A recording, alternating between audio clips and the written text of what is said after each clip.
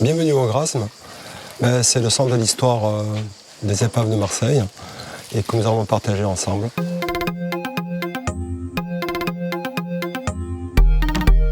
C'est un bateau qui avait été frété par les Marocains à l'époque. C'est un bateau qui transportait des agrumes, des oranges.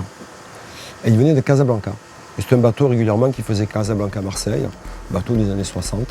Et on ne sait pas pourquoi, ce jour-là, au mois de février, pour quelle raison, on pense qu'il n'y avait personne sur la passerelle. Ce bateau a percuté l'île de Planier et est monté carrément sur l'île du Planier. Puis ils ont vu que le bateau s'était éperonné.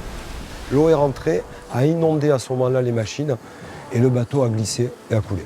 C'est arrivé un soir à 22h30. Le dimanche matin, ils ont quitté le bateau. Le bateau était perdu.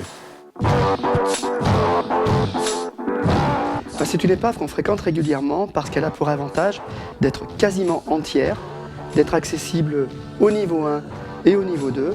Celui-ci étant couché sur le côté, ça le rend très accessible.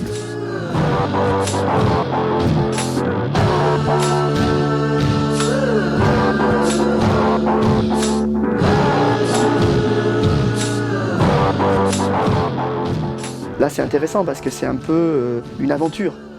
On va à la découverte d'un bateau, on va voir qu'est-ce qui reste à l'intérieur de celui-ci.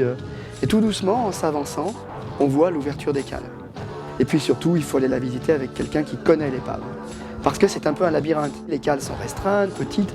Dès qu'on lève la main, il y a des choses qui se lèvent dans l'eau. La visibilité diminue un petit peu.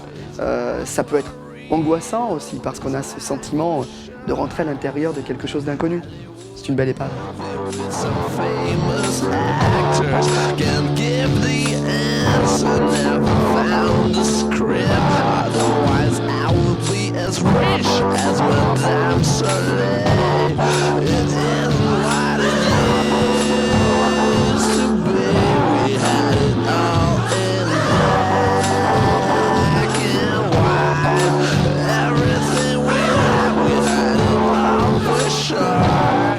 Les premières cales les plus accessibles, celles qui sont dans la zone des 10-15 mètres, on peut en effet rentrer, ce sont des énormes cales dans lesquelles on peut passer sans difficulté parce que même si elles sont très sombres et que l'éclairage est conseillé, on peut facilement se tourner, on n'est pas dans un espace confiné.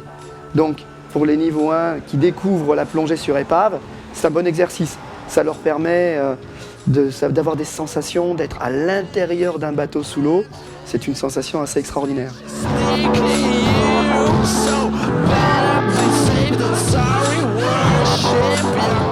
La mer, il faut la faire un petit peu parler parce que sinon elle ne veut pas. Elle garde ses secrets. C'est pas simplement une plongée, c'est une histoire.